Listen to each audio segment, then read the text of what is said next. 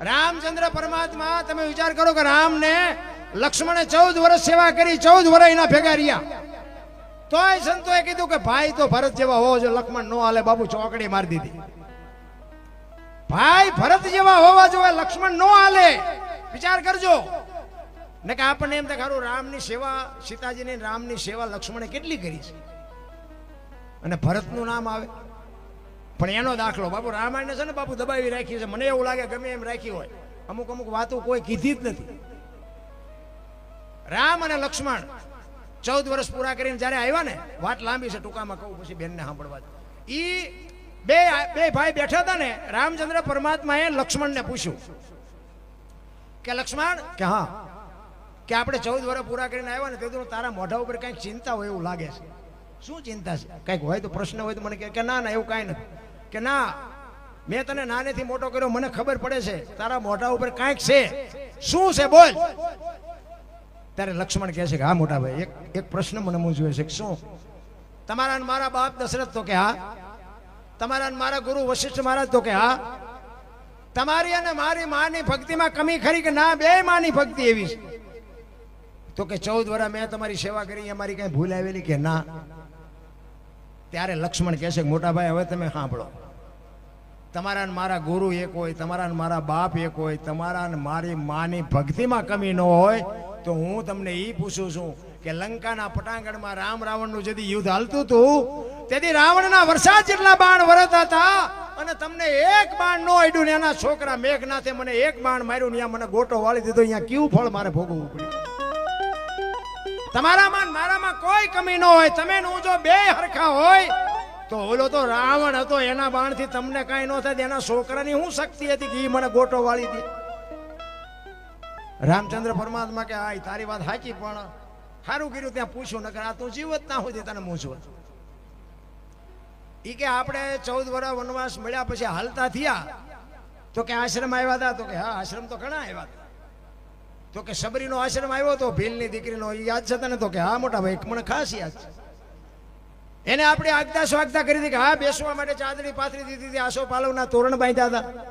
એ કે જમવાની વ્યવસ્થા કરી હતી કે હા મોટા ભાઈ, જંગલમાંથી બોર લઈ આવી, મેં ખાધા હતા કે હા મોટા ભાઈ, તમે તો ઠળિયા હોતા ખાઈ ગયા.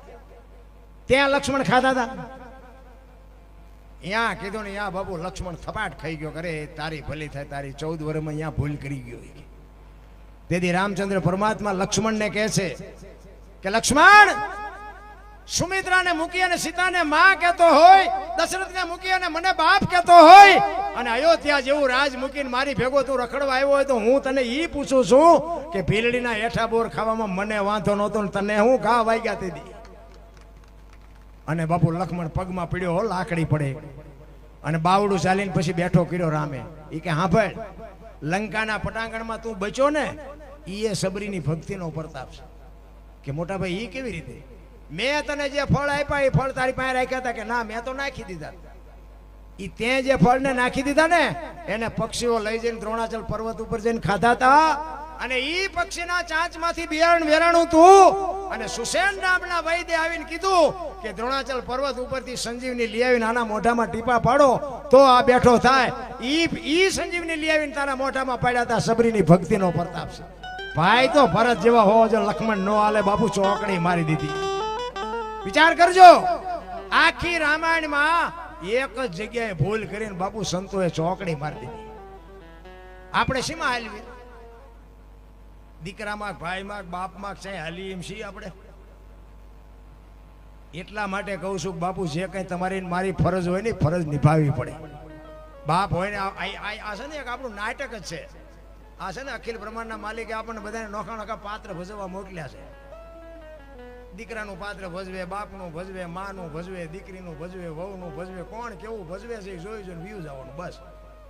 એક આપણા ગામમાં રામલીલાનું નાટક હોય અને આપણા ગામના જુવાનિયા રમતા હોય, અને કોક ફલાણા ભાઈનો દીકરો ભરત થયો હોય, અને આમ ભાઈ બાપુ એવું પાત્ર ભજવે, અને હવારમાં બાપુ ગામમાં વખાણ થાય કે ફલાણા ભાઈનો દીકરો ભરત થયો તો, પણ ભાઈ ભરત થયો હો ભાઈ. શું એને પાત્ર ભજ્યું હતું?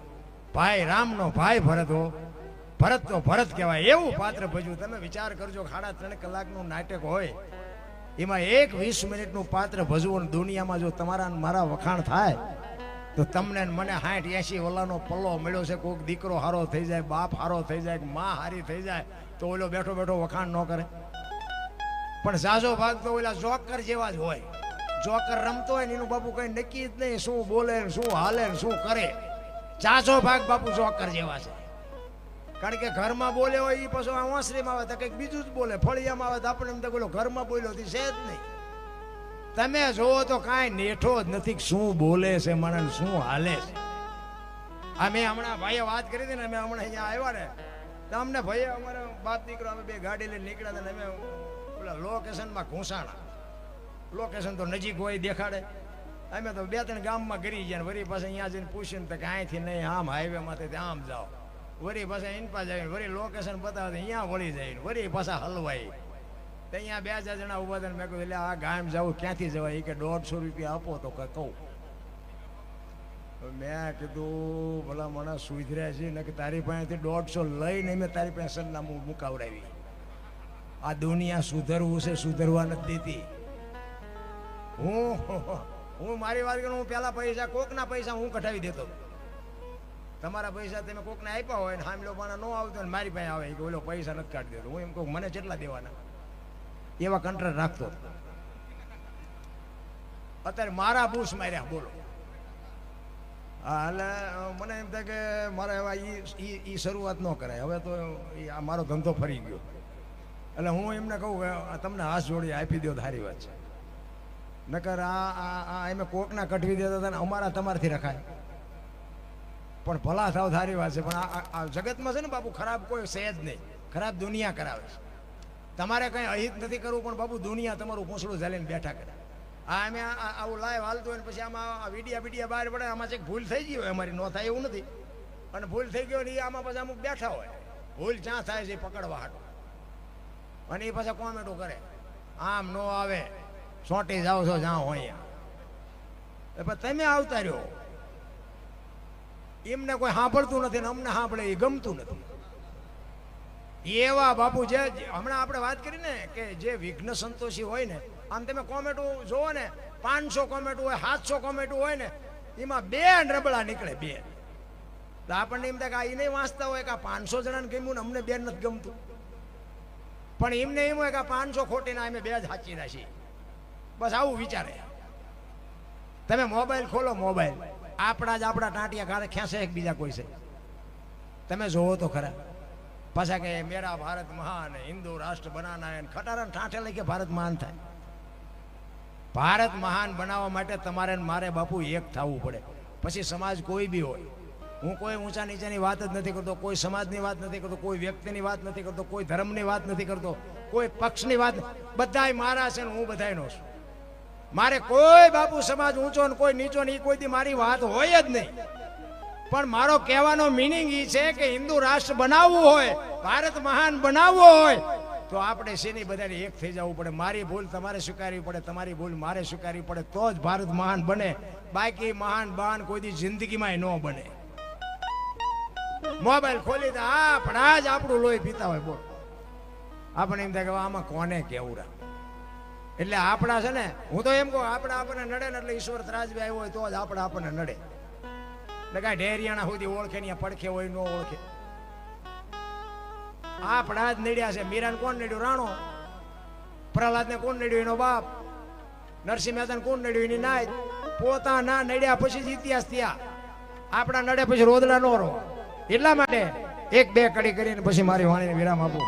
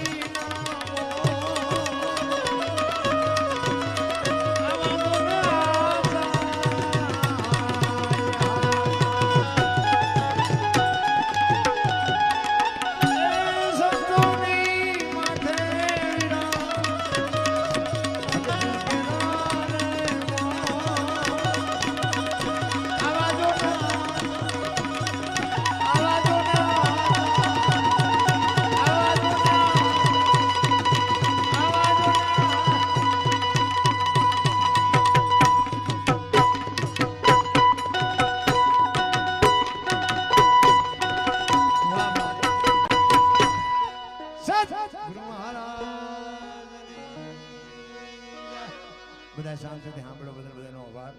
કંઈ ભૂલચૂક થયું તો માફ કરજો. જય માતાજી. જય. પહેલા તો છે ને એક વાત તમને કહું કે હું ભજન જ ગાતો હતો. આ બોલતા તો મને માણાએ શીખડાયું. એક જગ્યાએ ભજન ગાતો હતો ને, વારું મારા વીરા રે સંગનો કરીએ નીચનો. એક ભાઈ પૈસા નાખવા આવ્યો. એ ગામનો એક મારો ભાઈબંધ હતો ને, મારી પડખે બેઠો હતો. મને કે દરબાર આ પૈસા કોઈ દી નાખે ને, પણ આજ ગમે એમ હોય પૈસા નાખે. મેં ભજન બંધ કરવાનું કહેતો હોય તો આપણે બંધ કરી દઈએ. આપણે કંઈ ગાવ કે ના તમે ગાઓ. કડીક થયું તો બીજી વાર નાખવા આવ્યો. પછી અમારો રાઉન્ડ પૂરો થયો ને, મેં આમ બહાર ગયા ને તો એ ભાઈ આવ્યો અમારી વાંહે. મારો ભાઈબંધ હતો ને, એ પૂછતો કે તું હારા કોઈ દી ક્યાંય આઠાના નાખ ને કે આજ કેમ પૈસા નાખતો હતો? એ કે નાખું જ તેના દરબાર કે મારા દુશ્મનને ગાળ્યું દેતા હતા, મને મોજ આવી. એટલે મેં કીધું હે ભાઈ હું ગાળ્યું ક્યાં ભાઈ? મને કે ગાળ્યું જ દેતા હતા ને મારા દુશ્મનને. એટલે મેં કીધું હું ભજન ગાતો હતો. મેં કીધું એ ભાઈ ગાળ બાળ નથી બોલ્યો. મને કે બોલ્યા હતા. પણ મેં કીધું ક્યાં બોલ્યો હતો? મને કે તમે નહોતા ગાતા કે વારું મારા વીરા રે સગનો કોળી નીસનો. મેં કીધું સગનો કોળી નીસનો નહીં, સંગનો કરીએ નીસનો. નોખા પાડે અમારા વાંકો ભાંગી નાખશે. પછી ખબર પડી કે આ તો ઉપર થઈને જાય છે. બોલવાનું ચાલુ કરો, ભજન તો જાય બારો બાય. એટલે ભજન બાપુ જીવનમાં ઉતારવું એ અઘરી બાબત છે. એ તો મારા નાથની કૃપા હોય ને તો જ બાપુ આ પતે એવું છે. હવે આપણે બેનને સાંભળવાનું છે. બેનને પહેલા લઈ, પછી એમને પેલા બેનને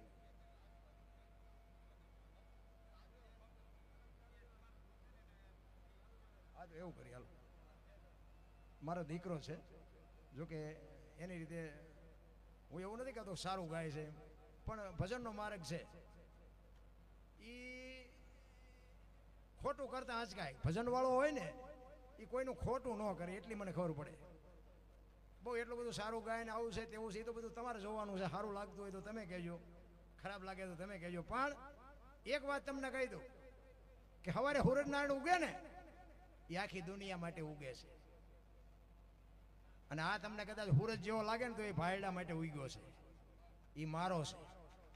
કહેવાનો મારો મિનિંગ એ કદાચ મને મારી ઉંમર થાય અને કદાચ મને રોટલા ન દે ને એની કોઈ પરવા નથી. પણ તોય બાપુ તમારે કહેવું પડે કે ઓલા અનોપસિંહ બાપુ હતા ને એમનો દીકરો છે. એની વાંહે બાપુ બીજાનું ન લાગે. આ ઉગ્યો છે ને એ મારો ઉગ્યો છે. કહેવાનો મારો મિનિંગ હું વખાણ નથી કરતો, પણ એક મારા દીકરાનો દીકરો, એક મોટો દીકરો છે, એનો દીકરો છે બાપુ. અહીંયા બોલે ને, કોલેજમાં ભણે છે, પણ બાપુ બોલે એટલે તમારે કાન પકડવો પડે. હું એવું નથી કે વખાણ નથી કરતો, પણ કહેવાનો મારો મિનિંગ એ છે કે બાપુ માર કે સડાવો. દારૂ વાળા ભેગા બે છો તો દારૂ ભલે તમે પીતા ન હોય નામ સડી જાય છે. જુગાર વાળા ભેગા બે ભલે રમતા ન હોય તો તમારું નામ જુગારીમાં આવી જાય. બિહારો એવા ભેગા માણા ભેગા કે બાપુ તમારું કંઈક માણાની લાઈનમાં નામ આવે. જેવા તેવાનો સંગ ન કરો. અમારા તો અહીંયા બધા પિયાસી ઘણા છે, પણ અમારા બાપુ તો બાપુ કોક દી કે મેં ભેગા જો આમ હાલ્યા આવતા હોય ને તો એમને વઢીને જોડી કાઢી નાખે. શું એના ભેગો હાલ્યો આવતો ને કે આપણે હજી હું આ સ્ટેજની સાક્ષી કહું, હજી આમ આંગળી નથી બોળી. અને મારા કુટુંબમાં મારા દીકરા મારા ભાઈઓ હજી આજની તારીખમાં બાપુ એ ગુરુ મહારાજની મા બાપની કૃપા છે. હજી અમારા કોઈ બાપુ ફરમાટીની વાત કરો, દારૂની વાત કરો, હજી કોઈ એડું જ નથી આજની તારીખમાં. કાલ પછી મારો નાથ જે કરે. પણ કહેવાનો મારો મિનિંગ કે આની માટે આપણે થોડીક મહેનત તો કરવી જ પડે. કારણ કે આપણે જો બાપુ બધું કરતા હોય, ઢાંસતા હોય તો આપણી પ્રજાને શું આપણે કહીએ? સુધરવું તો પહેલાં આપણે પડે ને આપણે પહેલ પાડવા પડે. કહેવાનો મારો મિનિંગ એ છે. અને હું આ કલાકાર નથી, મેં હમણાં કીધું એમ, પણ મારી અમુક વાત છે ને, મારે કોકના હૃદય સુધી મારી વાત પોગે ને એ જ મારી મહેનત છે. બાકી મારે કોઈને વેરાગ નથી લગાડવો. મને ફરી ન બોલાવો હોય તો ન બોલાવતો, પણ બાપુ મારી અમુક વાતો એવી છે, તમે હુતા હોય ને મારી વાતને યાદ કરજો. અને બાપુ જો રૂવાડા તમારા બેઠા ન થાય તો બાપુ મેં ગાયું ધૂળ કહેવાય. મારે કોઈ તમારી પાસે લઈ લેવાનો ઈરાદો નથી. તમે કદાચ દારૂ પીતા હોય ને છોડી દો અને 5 રૂપિયાનો તમારે ફાયદો થાય, મારા ઘરે દેવા આવવાના કોઈ નથી આવવાનું. તમારા મા બાપની સેવા ન કરતા હોય કદાચ મારી વાત અડી જાય અને મા બાપની સેવા કરો તો તમારા મા બાપના બાપુ આશીર્વાદ મારું કામ કરી દે. કહેવાનો મારો મિનિંગ એ છે, હું તો એમ કહું સમય મળ્યો છે આનંદ. બાકી પીવો તો મને શું ફેર પડવાનો? તમે કદાચ મરી જાઓ તો મને શું ફેર પડે? કહેવાનો મારો મિનિંગ બાપુ એવા કાંઈક ઘર મેં બરબાદ થતા જોયા છે. એટલા માટે હું તો હાથ જોડીને કહું છું કે ખોટા વ્યસનમાં ન ફસાતા. બાકી મારે કોઈ ઈરાદો નથી. તમે કદાચ વ્યસનમાં મરી જાઓ તો મને ફેર નથી પડતો, અને કદાચ બંધ કરીને 5 રૂપિયા બચાવો તો મને કાંઈ ફેર નથી પડતો. પણ અમુક અમુક બાપુ એવા બરબાદ થઈ ગયા ને, એટલે એવા અમુક બાપુ પી પીને વિયાઈ ગયા, રળવાનું સાધન હતું એ બધું પી ગયા, અને એ બાઈઓ અને એ છોકરાને બાપુ જે દુઃખી થાય છે ને, તમારે જોવું હોય તો હાલો મારી ભેગા, હું તમને દેખાડું કેવા ઘર બરબાદ થઈ ગયા. એટલા માટે કહું છું, અમારો આત્મો કકળે છે. અમુક એવા આત્મા જોયા છે ને, તો અમને એમ થાય કે આ શું કામ પૈસા દઈને આવા દુઃખી થતા.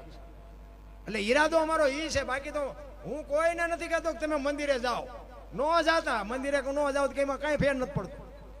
પુણ્યદાન ન કરતા હોય ન કરતા, ગાયું નીરતા હોય ન નીરતા, હું નથી કહેતો નીરો એ, પણ બાપુ જીવનનો સિદ્ધાંત હોવો જોઈએ. હું માણા બનીને આવ્યો છું. હું તમને એક જ વાત કરું, એક ભેંસ હોય, ભેંસ એને અંધારી ઓરડીમાં બાંધી દો અને એક બસ રજકાની ભરીને નાખો ગદપ, સમજો ને, રજકામાં એ એક બસ ભરીને રજકો નાખો અને ભેગું એક આંકડાનું પાન નાખો ને બારણું કરી દો બંધ. સવારે તમે જોવો ને, ભેંસ રજકો ખાઈ ગયો, આંકડાનું પાન પડ્યું હોય ને, ભેંસ નહીં ખબર પડે શું ખવાય ને શું ન ખવાય. માણસ નથી ખબર પડતી. એક ભોળાનાથનું મંદિર હોય, શિવલિંગ હોય, આપણે બનાવ્યું છે, આપણે મંદિર બનાવ્યું છે, આપણે બેહાડી છે, આપણે પ્રતિષ્ઠા કરી છે, તોય કોઈ 135 વાળો માવો ચડાવ્યો શિવલિંગ માથે, ફર્સ્ટ ક્વેર સિગરેટનું પાકીટ ચડાવ્યું, દારૂની કોથળી ચડાવી. આપણે બેહારેલું શિવલિંગ છે, આપણે બનાવેલું મંદિર છે, તોય અંદરનો આત્મો એમ કહેશે કે ભગવાન છે, અહીંયા ન ચડાવે. તા જીવતું જાગતું શિવલિંગ છે, એની માથે શીનો અભિષેક કરો છો એ તો જોવો. મારા બાપા ઈશ્વરે કેવડું શિવલિંગ આપ્યું છે, એ કોઈ જોતું જ નથી. બોલો, એટલે જીવન છે ને જીવવા જેવું મળ્યું છે. કંઈક વ્યસનમાંથી કંઈક ઓછું થાય તો કરજો, ન થાય તો કે પરાણે હું તમને કહેતો નથી. હવે